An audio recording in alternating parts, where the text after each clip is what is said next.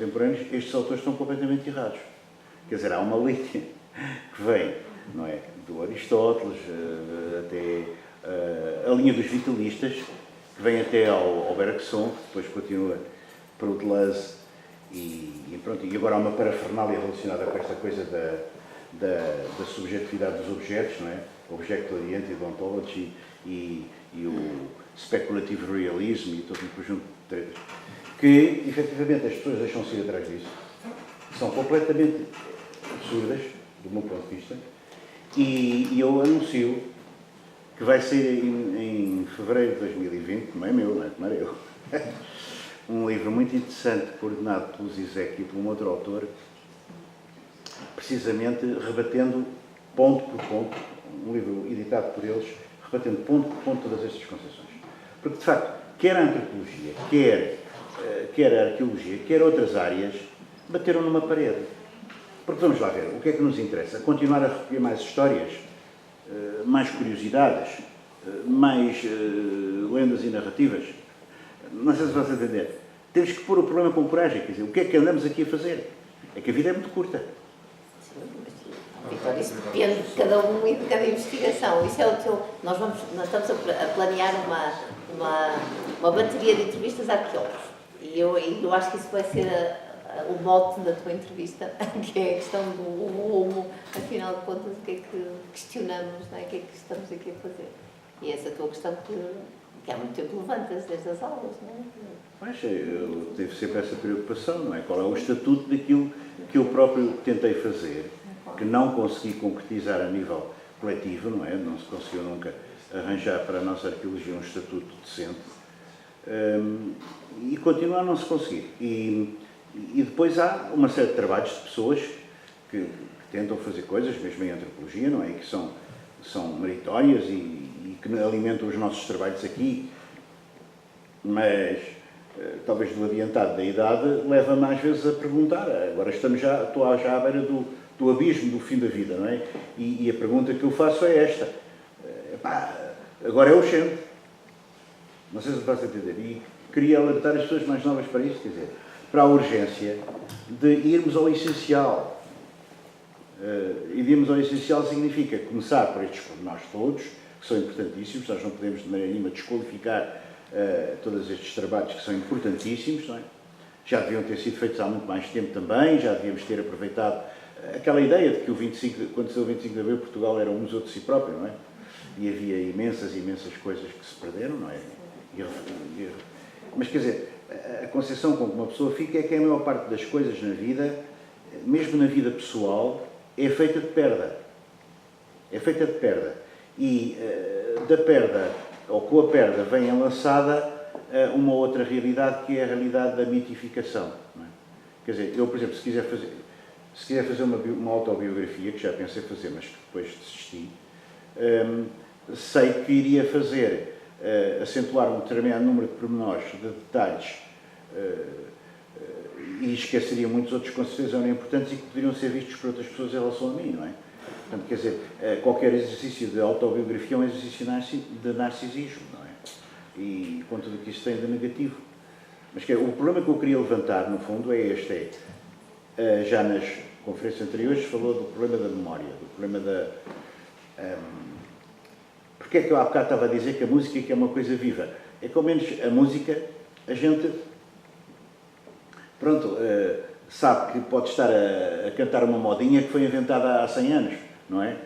Pode estar a inventar uma coisa, uma tradição qualquer agora aqui, mas pronto, ao menos dançamos, ao menos pomos o corpo em movimento, para mim, por exemplo, dá-nos um jeito. Portanto, neste sentido, de que aquilo nos comove, nos emociona de uma forma direta, não é? Às vezes o discurso das ciências sociais e humanas, não é? Por mais interessante que seja, e o vosso é muito interessante, quer de uma comunicação, quer de outra, não estou de maneira nenhuma com isto a querer diminuir o interesse. Estou apenas a querer ir além disso e pôr-me um problema a mim próprio, não é? Estou sempre a pôr-me esse problema. Vítor, o que é que vais fazer agora? Vais continuar a escavar no Castanheiro do Vento? Vou lá estar com os meus companheiros no próximo mês de junho, pelo menos 15 dias. Já sou um idoso e não posso estar tanto tempo como eles. Mas, o que é que a gente consegue tirar dali? é mais uns objetos que a gente depois lava, que etiqueta, que põe numas caixas. Quer dizer, uma inquietação. Qualquer dia morro e fico rodeado de caixas e de arquivos. O que é isto? O que é que eu tiro disto? Não é? Uma preocupação que se põe, quer dizer. É uma procura, não sei, eu desde que se me permites fazer algo mais pessoal, aí eu acho que é algo que nós conhecemos em ti desde as aulas da faculdade. É sempre à procura de escrever o texto, o livro, o sentido. Não há nenhum livro, não há sentido, não há cá perspectivas. Esta é uma, outra será outra. Mas nunca ninguém encontrará aquilo que é realmente importante, porque não existe. Eu sei, mas o problema é a inquietação em si tem um valor. Formular a inquietação em si Claro que tem um valor, não é?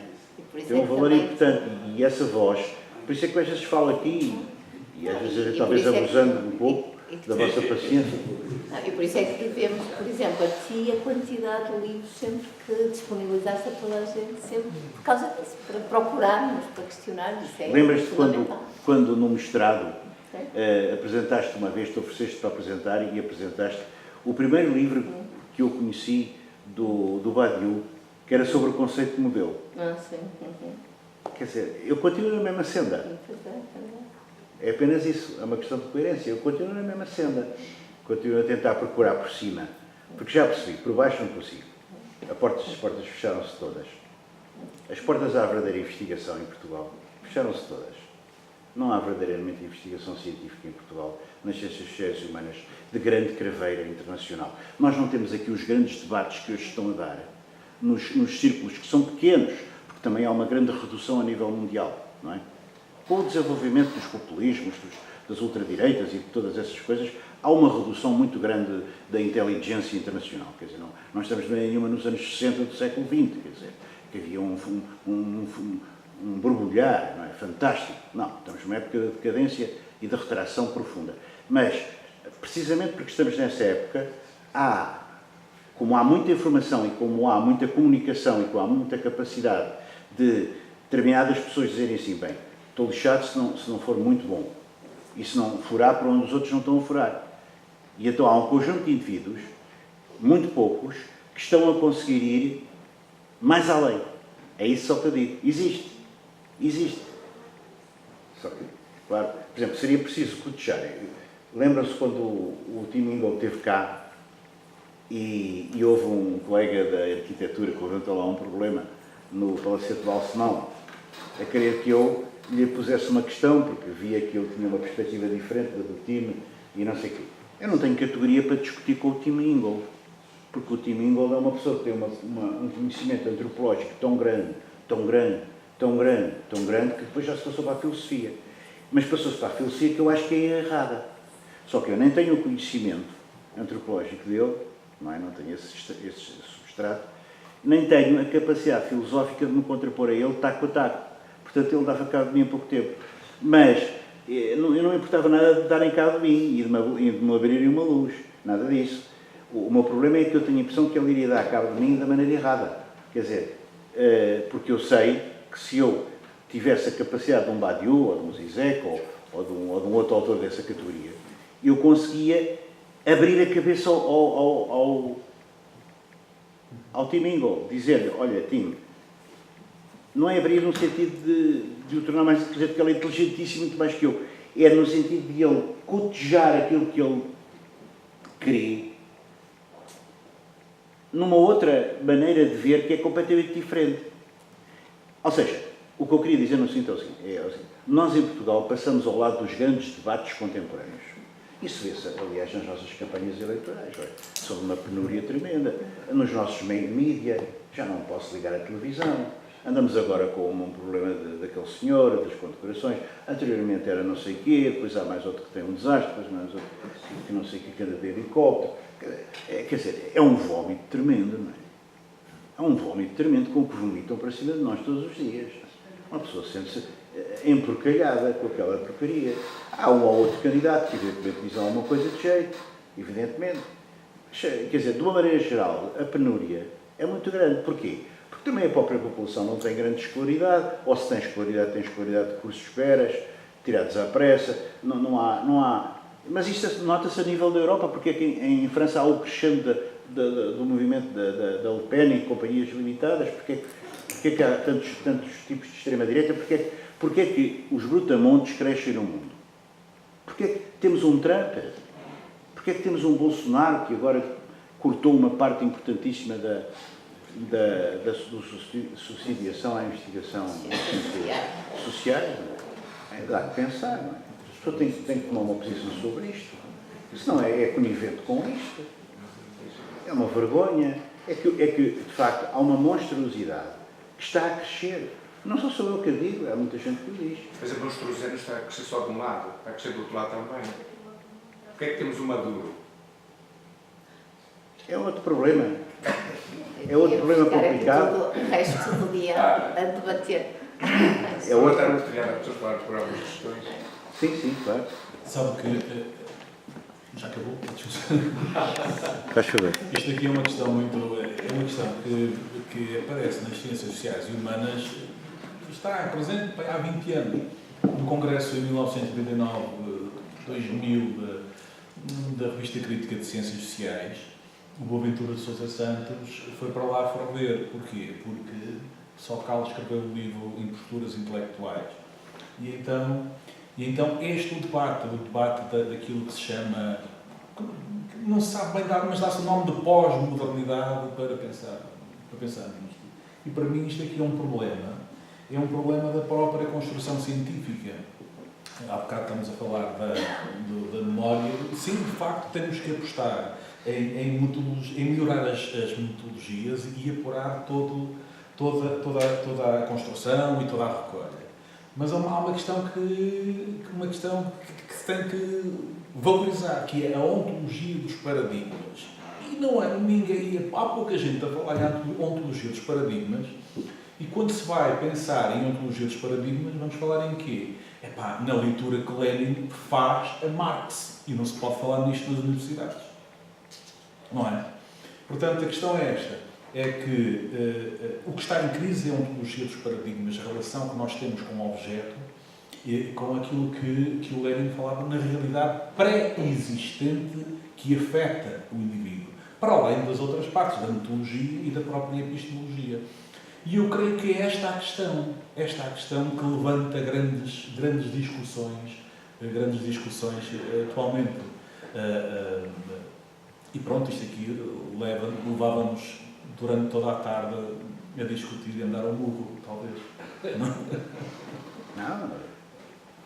Discutir, não andar ao murro. Eu tenho estado a fazer leituras, Beber um bocadinho de água. a visão de Lenin enquanto filósofo sobre a teoria marxista, e de facto tenho reconhecido uma série de problemas. O que há em Portugal é uma falta enorme, excepto em pequenos grupos que formam cenáculos muito reduzidos. Há de facto um desconhecimento ou uma falta de discussão pública, por exemplo, do pensamento marxista pós-Marx, não é? E pós-Lenin, e pós-Mao. Há uma falta enorme, e isso é um gravíssimo problema, que faz com que a nossa esquerda seja muitas vezes uma esquerda anémica, à exceção de algumas figuras.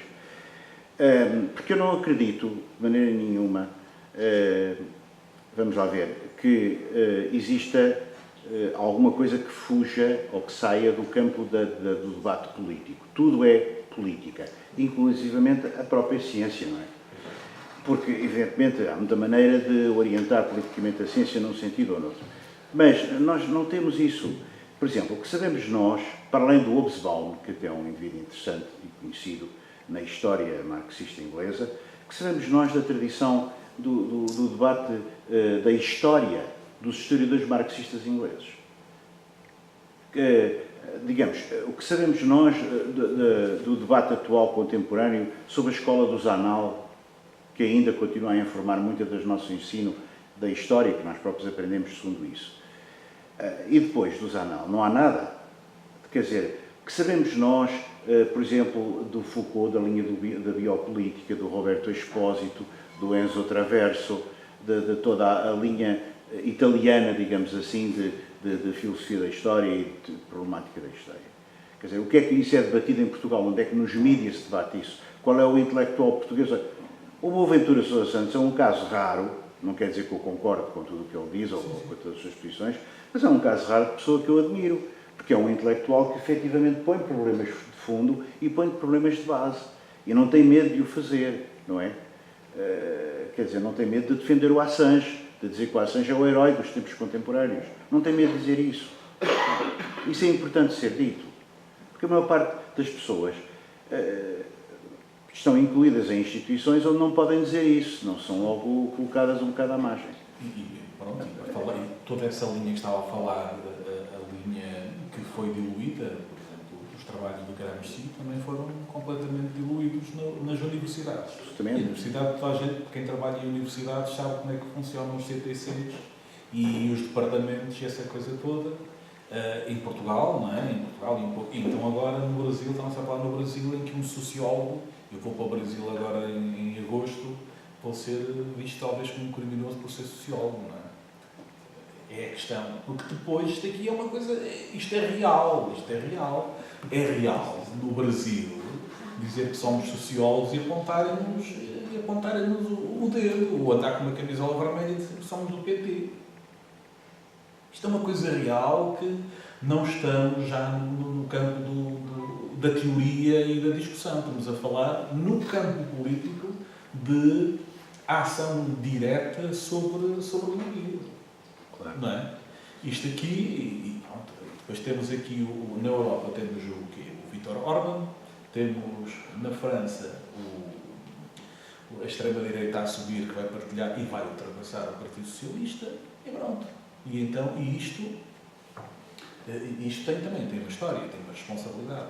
Tem uma responsabilidade que é retirar a discussão de temas que hoje em dia se chamam fraturantes ou politicamente incorretos, não é? Se nós não discutirmos isto num espaço de liberdade que é a universidade, ou nestas sessões, pelo menos para nos preocuparmos e levarmos perplexidades para casa, não avançamos. Estou de acordo, não avançamos, não vamos falar de nenhum. Se não discutirmos aqui, faz lembrar aqui ali no século, portanto, na altura, no século XVIII, quando eles se reuniam ali no Nicola, existia ao lado, não era o Nicola, aqui embaixo, na zona portanto, no Recio havia lá uma zona que era o agulheiro dos sábios, e que eles andavam à porrada. No outro dia estavam amigos. Isto é tipo rugby, não é? Mas discutiam assuntos ligados ao liberalismo, ligados à arte, ligados a uma visão política, que hoje em dia nós não discutimos política. Não discutimos política. Não é? Política, o que é que nós pensamos sobre a cidade, sobre a polis? Aquela preocupação grega. O que é que nós pensamos sobre isto? Não temos a oportunidade de falar. Qual é o papel do antropólogo na sociedade contemporânea, não é? Exatamente. Porquê é que a antropologia tem sido tão maltratada, tirada do ensino? Não é? Aqui no Porto, por exemplo, nós não temos qualquer ensino de antropologia. Não temos qualquer ensino de antropologia e parece que no ensino secundário também não há já. Já houve, mas parece que também já não há, não é? Pronto, notamos, portanto, uma anemia progressiva destas áreas que discutem problemas que, em última análise, não é? São problemas que têm a ver com aquilo que de mais íntimo, de mais profundo, houve nas nossas esperanças depois do 25 de Abril, não é? Pessoas da minha geração. Quer dizer, isto não é fazer discurso fácil, é pôr os pontos nos is. E não tem nada a ver com qualquer crítica ou qualquer aspecto, digamos assim, de menorização daquilo que nos foi apresentado. É muito interessante, mas eu vim para cá ler um livro do Badiou sobre o Lacan, de comboio. E agora vou aproveitar a viagem de comboio para continuar a ler, confesso, porque vejo a minha pilha de livros à minha frente na minha secretária, todos os dias compro um livro praticamente, seja um e-book, seja um livro, e quer dizer, e sinto-me derrotado, penso assim, mas quantos anos é que eu tenho à minha frente para ler isto? E sobretudo para incorporar isto, não é? O que me preocupa é o problema da subjetividade. É muito importante a familiarização lenta com os assuntos para a gente depois conseguir tomar uma posição sobre eles, não é? Não é ler um livro ou dois e depois vir aqui e tal. Que é o que fazem as pessoas hoje em dia nas teses de mestrado. E mesmo, helas, nas teses de doutoramento, as melhores teses de doutoramento que tenho lido, e tenho lido algumas boas, não é? Vê-se que as pessoas não puderam aprofundar, quer dizer, tiveram a intuição de que aqueles autores e aqueles têm uma constelação de autores que citam, mas depois não puderam aprofundar nenhum autor. Porque eu ando a tentar perceber o que é que o Zizek quer desde 2006, estamos em 2019, há 13 anos, não é? E a cada novo livro ele reformula o que pensa. Agora está com debate com... Nada é estático. Quer dizer, isto era só para deixar aqui uma espécie de depoimento meu, enquanto posso, enquanto tenho juízo, suponho que não terei ainda perdido, que é, todos estes estudos são extremamente importantes, mas precisávamos de realmente, não é também estar a transformar aqui a nossa associação num movimento político, não se trata disso. Trata-se de, efetivamente, também não haver aqui aspectos tabus, não é? E este é um espaço de liberdade que nós temos. Houve uma vez um colega nosso aqui, excelente colega e grande amigo, que disse, talvez estas associações já não tenham um grande sentido hoje em dia, porque não é aqui que a gente como é que se diz, faz currículo, não é? Nas universidades somos avaliados, e somos avaliados segundo aqueles critérios FCT, e somos avaliados segundo aqueles critérios da métrica e do número de trabalhos que publicamos por ano em revistas, não é? De determinado tipo. É assim que somos avaliados. Isso é uma perversão tremenda. Nós temos que ter coragem de dizer, isso é uma perversão tremenda. Não é? Ainda há dias avaliei um trabalho, anonimamente, que eu vi logo imediatamente, mas nem foi preciso ler 2 páginas. De quem era?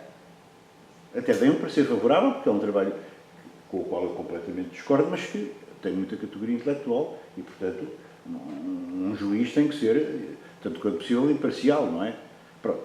E mandei já o meu parecer sobre esse trabalho. Não estou naquela linha, mas reconheço que aquela pessoa inteligente fez um trabalho bom e honesto. O melhor que pôde. Portanto, tenho que apoiar. Evidentemente. Mas o que eu digo é, as pessoas não têm tempo para fazer um trabalho como deve ser, em nada. Andam a saltitar de assunto para assunto, de tema para tema, e de vez em quando lá vão buscar um autor assim que mais coisa, para dar um certo ar intelectual à moldura. Mas, na verdade, para aprofundar um autor como deve ser, nós precisamos de uma vida. E é esta temporalidade que o reformado, ou que o aposentado, como eu estou agora, percebeu, andei toda a vida a ensinar coisas que precisava agora de rever, completamente. Já não tenho tempo, não é? É só um pequeno alerta, não é? Quem tenha tempo deve aproveitá-lo da melhor maneira para tentar centralizar as suas leituras em certas obras teóricas que são fundamentais, porque sem teoria, quer dizer, a teoria existe sempre, quer a gente queira, quer não é? A gente sabe isso. Qualquer coisa que a gente diz, tem teoria lá. Quem diz teoria diz ideologia. Tem lá, está subjacente, mas está lá. E quando se quer ser não teórico ou não ideológico, é quando se está a ser mais. Não é? É a ideologia ou a teoria, normalmente, do senso comum, ou do déjà vu, ou do que os outros estão à espera. É extremamente importante, seria muito interessante.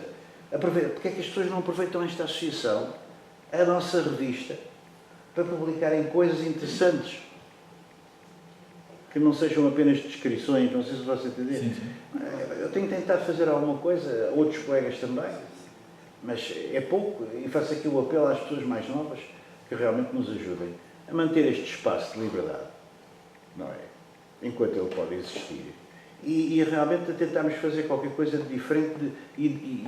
Quer dizer, havia aqui uma escola no Porto, por exemplo, de arqueologia, que se desfez. É uma pena isso. Uma pena. Nós precisamos lutar contra essa desfeita. Precisamos lutar contra isso. Não é? É uma vida inteira. São 50 anos a lutar por isto.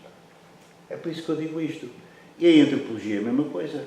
A antropologia portuguesa onde é que está? Há pessoas, de facto, muito interessantes. Por exemplo, dou um exemplo. A minha colega Paula Godinho, que é uma antropóloga bem conhecida e que faz trabalhos extremamente interessantes e que é minha colega, digamos, no Instituto de História Contemporânea. na área da história, sem dúvida, o grupo dos José Neves e de outras pessoas. Temos pessoas em Portugal a estudar estes autores que eu tenho referido, têm feito trabalhos, não é? Por exemplo, a Unipop, em Lisboa, promoveu alguns encontros sobre pensamento crítico contemporâneo. Porque se não for isto, não é? Nós não podemos cimentar as nossas pesquisas numa base verdadeiramente interessante do ponto de vista intelectual. Desculpem, mas agora vou quase que imitar a brejeirice disto. Sabem que em espanhol há uma palavra parecida com a portuguesa, mas que não tem nada a ver com a portuguesa, por isso eu posso usá-la com mais tranquilidade, que é tesón. Tesón significa empenhamento. Não tem a ver com a palavra parecida portuguesa. Tanto que uma vez houve uma colega espanhola, não é, que depois de eu me ter empenhado muito em publicar um trabalho dela, ela me mandou uma carta a dizer assim, um mail: graças, Dr. Oliveira, por sua tesón. E eu, de repente, fiquei um pouco perturbado. Mas depois percebi, não, a palavra em espanhol tem um significado de empenhamento, esforço, vontade de ir para a frente. Então, nós precisamos de mais tesón. Precisamos de mais tesón. Homens, mulheres, tudo que há hoje em dia. Precisamos, para tentar sair desta antropologiazinha regional, desta coisinha de irmos saber como é que eles... Não sei se me faço entender.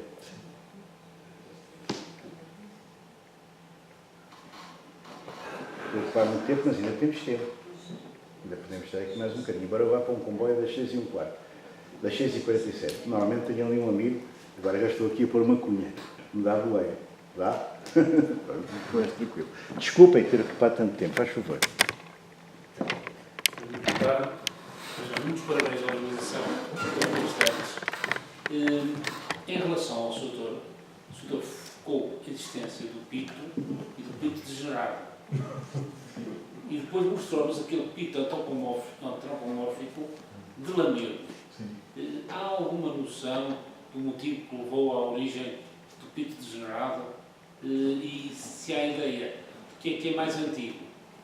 O pito de Santa Luzia ou aquele pito que aparece em Lamego, perfeitamente antropomórfico? Muitos parabéns.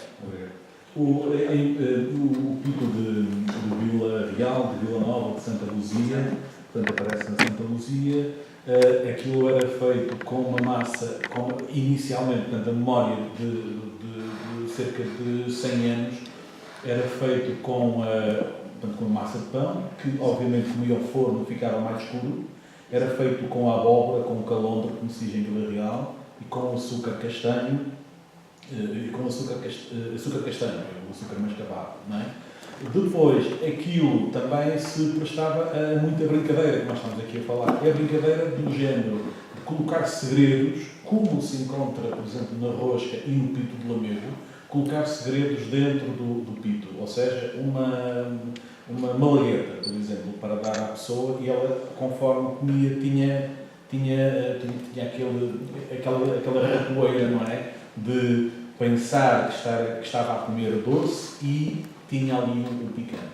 Em relação ao pito do Lamego, portanto, é uma realidade distinta. A realidade distinta, primeiro caso, a zona do Lamego é uma zona de cereal. Nós temos ali moinhos, temos ali uma rede hídrica que vai dar ao Douro muito, muito forte. E depois também temos a descrição do Rui Fernandes do século XVI, a descrição das terras de Lamego, não conheço, quer dizer, não sei precisar, não me recordo bem do nome, a descrição de não sei quantas léguas ao redor do Lamego do Rui Fernandes, que nos fala precisamente deste assunto. O Lamego estava numa zona de interseção de rotas comerciais relacionadas com o cereal. Agora, o pito do Lamego é um trabalho espetacular. Eles conseguem fazer, através de um trabalho apurado, conseguem criar ali uma figura zoomórfica, a figura de um pito, de uma galinha, de um pinto, não é? Que é bastante engraçado. Agora, o que os une a sua relação com uma festividade, com um santo. Portanto, chamando a atenção para a relação entre uma parte sagrada e uma parte profana.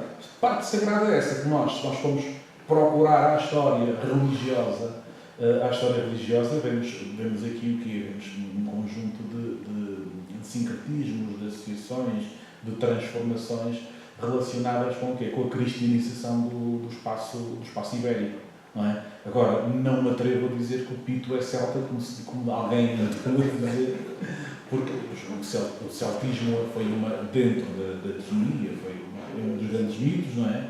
E prevaleceu nas ciências sociais e humanas por influência do chamado pan-germanismo na Europa. Também relacionada com doutrinas racistas e essa coisa e isso tudo. Portanto, a ideia é esta. Isto relaciona-se também com o trabalho de confecção e a qualidade do indivíduo que confecciona, do pasteleiro, neste caso, do padeiro, neste caso. Outra padeira, neste caso, também de duas mulheres. Muito obrigado. Não sei se há mais alguém que quer dizer alguma coisa, senão